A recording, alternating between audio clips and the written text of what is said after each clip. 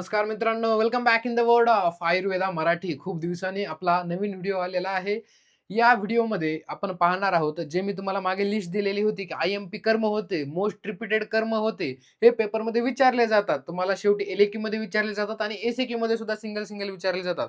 जसं की तुम्हाला एक्झाम्पल पण दिलेलं, जसं की शतावरीचे स्तन्यजनन कर्म एक्सप्लेन करा, असा एस-ए-क्यू येतो किंवा एल-ए-क्यूमध्ये विचारलं जातं. एल-ए-क्यूमध्ये 5 तुम्हाला असे सेक्शन दिले जातात. त्याच्यामध्ये शतावरीचं स्तन्यजनन कार्य सांगा, हरितकीचं अनुलोमन कार्य सांगा, वासाचं रक्तपित्तावरील कार्य सांगा, अशा प्रकारचे क्वेश्चन विचारले जातात.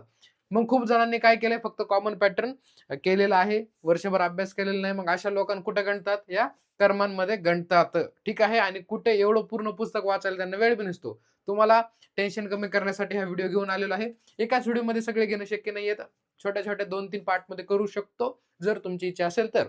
हा व्हिडिओ बनवतो. तुमचा रिस्पॉन्स पाहतो, कमेंट पाहूया, लाइक्स पाहूया, व्ह्यूज पाहूया, म्हणजे आपल्याला कळेल की तुम्हाला या व्हिडिओची नीड आहे की नाही. कारण आता तुमचा रसशास्त्र पेपर जवळ आलाय, तुम्ही त्याच्याकडे जास्त अभ्यास करत असाल, परंतु दिवसाचे 15 मिनिटं किंवा 10 मिनिटं याच्यामध्ये घालाल तर तुमचा द्रव्यगुणचा हाही पार्ट कव्हर होऊन जाईल. ठीक आहे, चालू करूया. शतावरीचे स्तन्यजनन कार्य. पहिलं कर्म, शतावरी स्तन्यजनन कार्य करते. मग आपल्या पेपरमध्ये एमसीक्यू पण येऊ शकतो की शतावरीचं प्रमुख कार्य काय, खालीलपैकी कोणतं, किंवा मग डायरेक्टली एसक्यू येऊ शकतो की शतावरीचं स्तन्यजनन कार्य का सांगा. एल मध्ये येऊ शकतो किंवा एसक्यू मध्ये येऊ शकतो. आणि हा मोस्ट ऑफ टाइम रिपीट झालेला क्वेश्चन आहे.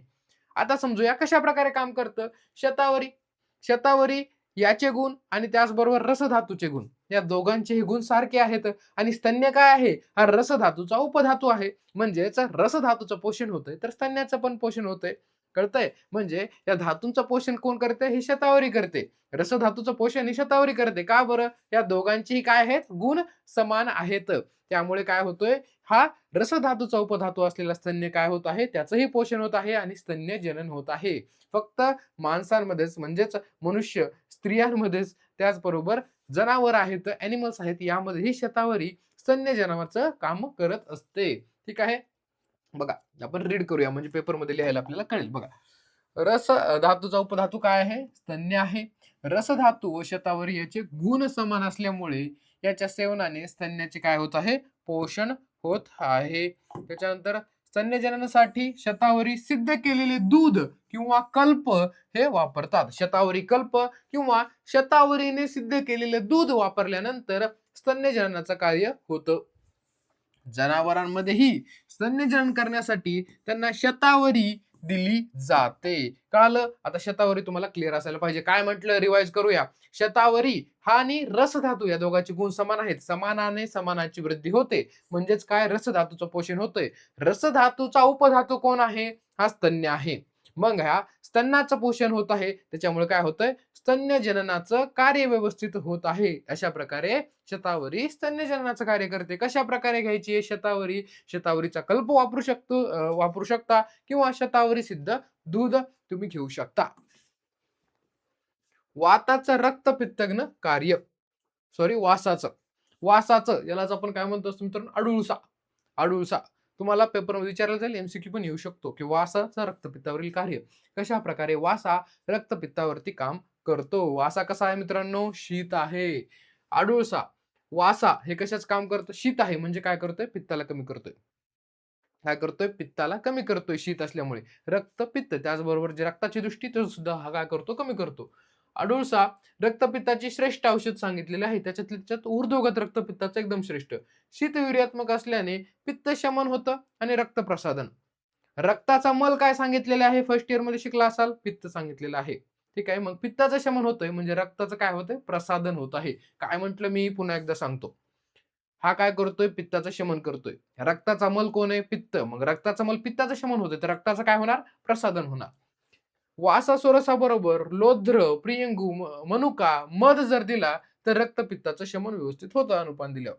किंवा नुसता वासासोरस जरी दिला किंवा वासाचा क्वाथ जरी करून दिला तरी सुद्धा रक्तपित्त शमन आपल्याला किंवा त्याची लक्षणे कमी झालेली दिसून येतात. जुनाट रक्तपित्त वासाघृत व मध दिल्यानंतर बरा होतो. खूप दिवसांपासून असेल. आता पुढचं, पहिलं काय झालं आपलं, शतावरी झालं, स्तन्यजनन. त्याच्यानंतर आपण वासाचं रक्तपित्त पाहिलं. आता आपण पाहतोय गुडुचीचं ज्वरग्न, त्याचबरोबर गुडुचीचं आणखी पण कार्य ह्या प्रिव्हियस इयरला आलेलं आहे. आम वातावरती, वात रक्तावरती गुडुची कसं काम करते, पहिले पाहू गुडुचीचं ज्वरग्न कार्य. गुडूची ज्वरग्न कार्य का करते? मित्रांनो, गुडूचीचा रसपंचकाठवा काय आहे? ठीक आहे. त्याच्यामधले मी तुम्हाला काही रस सांगतो. जसं की तिक्त कषाय रस या गुडूची मध्ये आहे.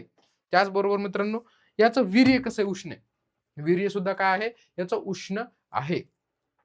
ज्वर का बरं होतो? ज्वरामधले लक्षण काय काय मित्रांनो? आपल्याला आम संचिती पाहायला मिळते. त्याचबरोबर आपल्याला अग्निमांद्य झालेलं दिसून येतं. मग ही गुडूची काय करत आहे आणि अग्निमांद्य होतं. त्याचबरोबर आपल्याला स्रोतसाचा जो स्रोतस असतं स्वेदह स्रोतस आहे त्याचा अवरोध झालेला पाहायला मिळतो. मग हे तिन्ही जे आहे ते आपल्याला दूर करावं लागेल. मग हे जे तिक्त कषाय रस आहे त्याचबरोबर मधुर विपाक आहे या गुडूचीचा काय करतोय तो उष्णवीर्य आहे. उष्णवीर्य असल्यामुळे काय होतंय स्वेदाचा जो अवरोध झालाय स्वेदह स्रोतसामध्ये तो अवरोध दूर करून टाकतो. त्याचबरोबर तिक्त कषाय काय करतात? हे तिक्त काय करतं की आमाचं पाचन व्यवस्थित करतं. आमाचं पाचन आणि अग्नीचं दीपन याच्यामुळे काय होत आहे? ज्वर नाहीसा होत आहे. कळालं गुडूची कशा प्रकारे काम करतं? त्याचा तिक्त रस सगळ्यात जास्त महत्वाचा आहे. तिक्त रस ज्वरग्न म्हणून खूप छान काम करतो. कळालं? गुडूची कशा प्रकारे हा आपल्याला ज्वरग्न म्हणून काम करत आहे. त्यानंतर वातरक्त पण आपण पाहणार आहोत. ज्वरग्न बघा. गुडूची गुडूची पिंपळी मूळ यांचा काढा. आता याने डायरेक्ट काय दिलं आहे? आमयिक प्रयोग दिले. गुडूची पिपळीचं मूळ आणि याचा काढा वात कफज ज्वरामध्ये द्यायला सांगितलेला आहे. कशाचा? वात कफज ज्वरामध्ये द्यायला सांगितलेला आहे. गुडूची सिद्ध घृत. आपण गुडूची पहिला प्रेफरन्स का समजतो? सगळ्यात श्रेष्ठ सांगू तुम्हाला ज्वरावरचं औषध गुडूची चाकवात. सगळ्यात श्रेष्ठ औषध सांगितलेलं आहे. का बरं मित्रांनो? कारण कोणत्याही प्रकारचा म्हणजे वात पित्त कफच कोणताही जरी असला तरी गुडूची उत्तम आहे. कारण गुडूची ही काय आहे? त्रिदोष शामक आहे. त्यामुळे आपण गुडूची आपण कोणत्याही ज्वरामध्ये आपल्याला जर प्रकार माहित नसेल तरी यूज करू शकतो. जीर्ण ज्वरामध्ये काय करायचे? गुडूची सिद्ध घृत किंवा गुडूचीचं सत्व आपण जीर्ण ज्वरामध्ये वापरू शकतो. जीर्ण ज्वर म्हणजे काय? थोडेसे दिवस झाले ज्वर येऊन. गुडूची स्वरस विषम ज्वरामध्ये यूज करू शकतो. गुडूचीचा स्वरस विषम ज्वर कोणता? संतत, सतत, अन्यदुष्क, चतुर्धक आपण पाहिलं ना. एक दिवस आड करून ताप येते, 2 दिवस आड करून ताप येते. अशा टाईपचे जे विषम ज्वर आहे त्याच्यामध्ये गुडूचीचा स्वरस वापरायचा किंवा तरुण ज्वर आहे. आताचा ज्वर आलेला आहे नवीन नवीन. तरुण ज्वरामध्ये काय असतं? तरुण ज्वरामध्ये असतं आमसंचिती. याच्यामध्ये आपण गुडूची वापरू शकतो. कारण गुडूची काय करते? आमाचं पाचन करते, अग्नीचं दीपन करते. तरुण ज्वर म्हणले की आपल्याला लगेच कळायला पाहिजे. तरुण ज्वर म्हणजे काय? तरुण ज्वरामध्ये काय होत आहे? सुरुवातीला काय असते? आमाची संचिती झालेली असते. आम म्हणजे काय? आता पुन्हा पुन्हा सांगायला लावू नका. खूप वेळा सांगितलंय मी. आम म्हणजे अनडायजेस्टेड फूड नाहीये. ठीक आहे. आम काय आहे? पूर्ण शरीरामध्ये रस धातू सोबत फिरतोय. हे काय आहे? अपाचित रस धातू आहे. त्याला काय म्हणतो आपण? आम म्हणत असतो. मग हा आम संचिती तरुण ज्वराचं मेन लक्षण आहे आणि मग हे आमसंचिती आहे तेच नाश करायचं काम गुडूची करतोय. म्हणून तरुण ज्वरामध्ये गुडूची उत्तम सांगितलेलं आहे. त्यामुळे ज्वराचा नाश होऊन दाह आणि दौर्बल्य कमी होऊन जातं. कळालं कशा प्रकारे गुडूची ज्वरग्न आहे. आता गुडूची आमवात आणि वात रक्तावरती कशा प्रकारे काम करते आपण पाहूया. ठीक आहे. खूप मोठे मोठे व्हिडिओ बनवायचे नाहीत आपल्याला म्हणजे तुमचा वेळ जाणार नाहीये. आमवात वात रक्तावरती कशा प्रकारे काम करत आहे. आम आणि वात. आमवातावरती बघा. आम म्हणजे काय? कफ संचिती म्हणजे आमाची संचिती. वात म्हणजे वातच. ठीक आहे. रस काय आहे याचा? तिक्त आणि कषाय. तिक्त आणि कषाय या दोन रसांमुळे काय होतोय? या दोन रसामुळे हा कफ कमी होतोय. या दोन रसामुळे कफ कमी होतोय, आम कमी होतोय आणि गुडची उष्णवीर्यात्मक असल्यामुळे काय होतोय? हा वात सुद्धा कमी होतोय. वाताचा गुण काय? शीत आणि हा शीत गुण कमी झाला म्हणजे काय? वात सुद्धा कमी होतोय. आम, वात दोन्ही कमी होतोय. ठीक आहे. बघा इथे पाहूया आपण. वात, रक्त आणि दोन कसं काम करतं बघूया. गुडूची आमवातामध्ये गुडूची क्वाथ प्लस शुंठी द्यायला सांगितलेली आहे. शुंठी का बरं? आमाचं पाचन करण्यासाठी. वात रक्तामध्ये प्रथम पंचकर्म करायला सांगितलेलं आहे आणि नंतर गुडूची क्वाथामध्ये शुद्ध केलेले शिलाजीत द्यायला सांगितले. गुडूची क्वाथामध्ये सिद्ध केलेले शिलाजीत. वात रक्तामध्ये गुडूचे सिद्ध आता वात रक्ताची गोष्ट पाहूया आपण. गुडूचे सिद्ध तूप आणि तेल पोटातून द्यायला सांगितले. गुडूचे सिद्ध केलेलं तूप द्यायला सांगितलेलं आहे. त्याच्यामध्ये काय आहे? वात वात आणि रक्त रक्ताची सुद्धा दृष्टी त्याचबरोबर वाताची सुद्धा दृष्टी आपल्याला पाहायला मिळते. ठीक आहे. त्याच्यानंतर गुडूची काय आहे? त्रिदोष शामक आहे. मग अशा प्रकारे पित्ताचं सुद्धा काय होतंय? शमन होतंय म्हणजे रक्ताचं प्रसारण होतंय. रक्ताची दृष्टी सुद्धा दूर होणार आहे. मग वात आणि रक्त सुद्धा बरा होतो. बघा गुडूची सिद्ध तूप आणि तेल पोटातून द्यावे. वात रक्तामध्ये गुडूचीचा सोरस देऊ शकतो, गुडूचीचा कल्क, गुडूचीचा क्वाथ देऊ शकतो किंवा या तिन्हीपैकी कशाचाही वापर आपण करू शकतो. या उपायांमुळे वात रक्ताचे शमन होते. कळालं मित्रांनो.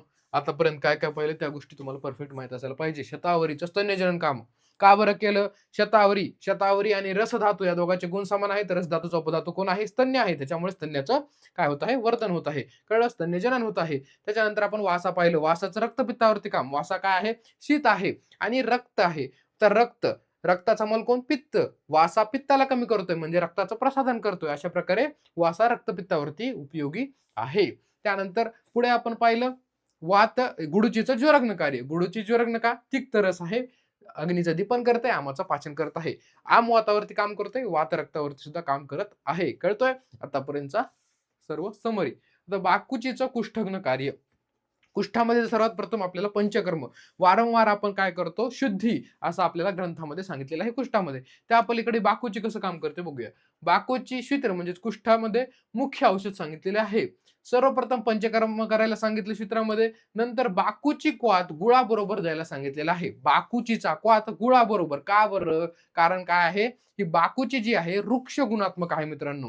ही काय करते? क्लेदाचं शोषण करून घेते, द्रवांशाचं शोषण करून घेते आणि कुष्ठ बरा करते.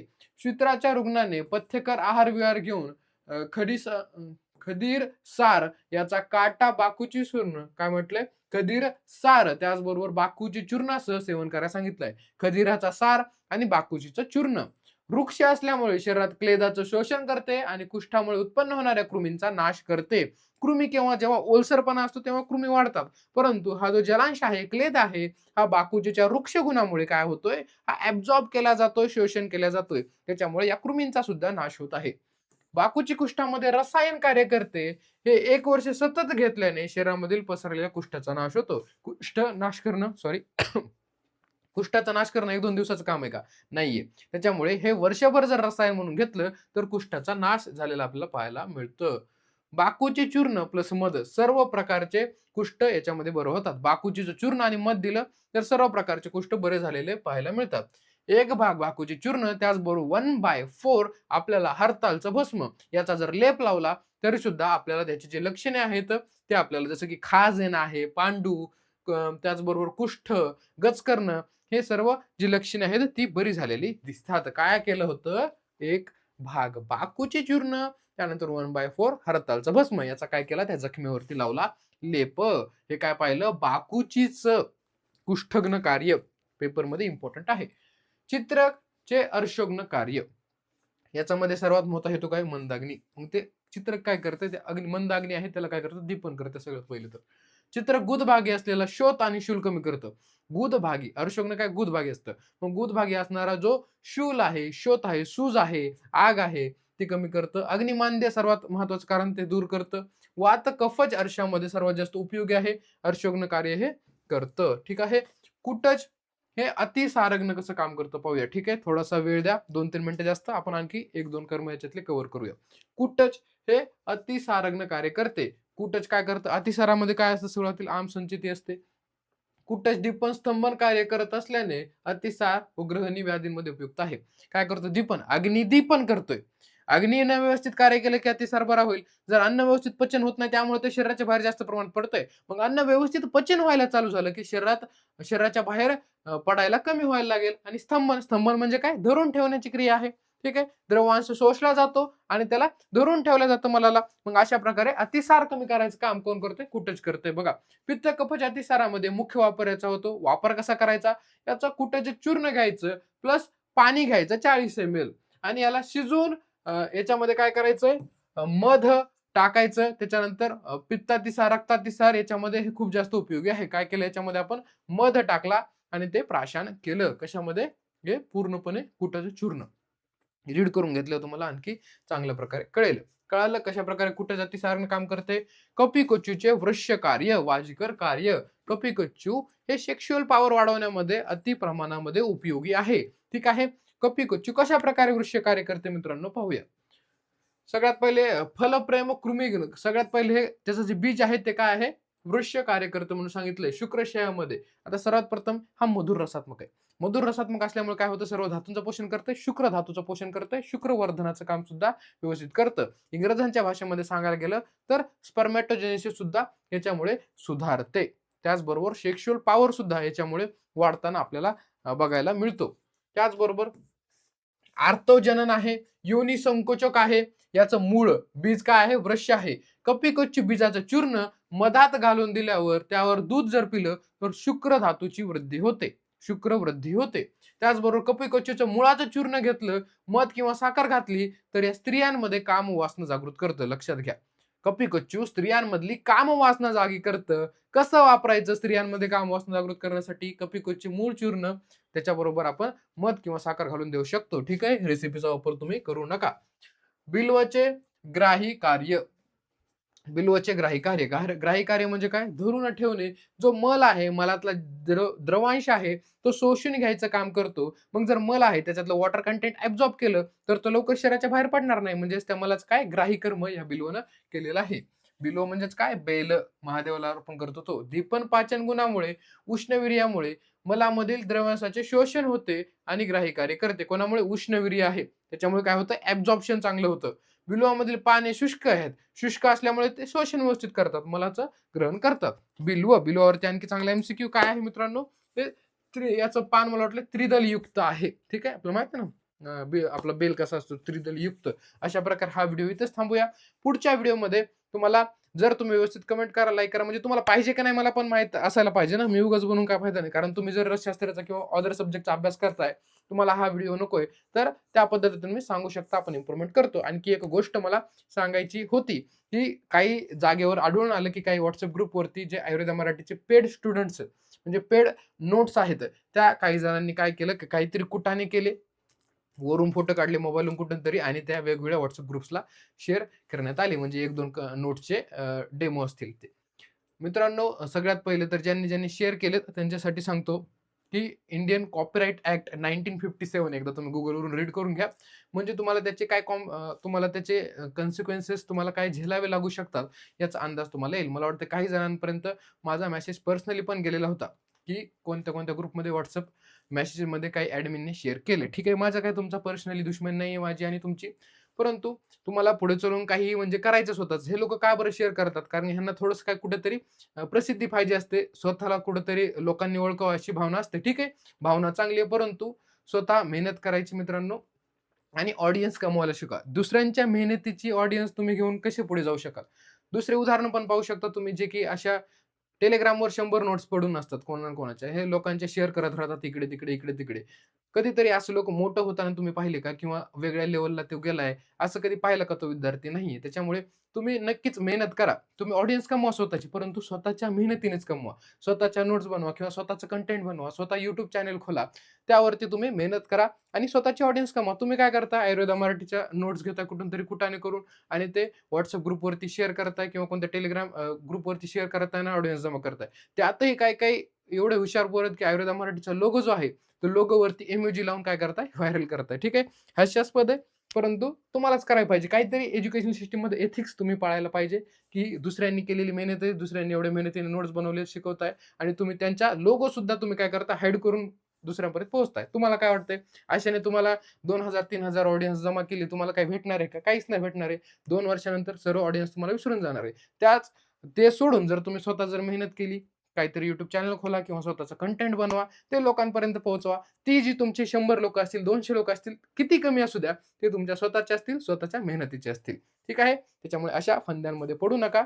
आणि जर कोणी केलेली असेल, ज्याने कोणी शेअर केलेले असतील आतापर्यंत, 2 दिवसांचा वेळ देतोय मित्रांनो. सर्वांनी आपापल्या WhatsApp ग्रुप्समधून ते डिलीट करायचे आहेत. ज्या WhatsApp ग्रुपचे जे ॲडमिन असतील त्यांच्यावरती कारवाई होईल. माझी तर इच्छा नाहीये, परंतु तुम्हीच आता इथून पुढे काळजी घ्यायची आहे. ठीक आहे? Thank you very much. भेटूया पुढच्या व्हिडिओमध्ये.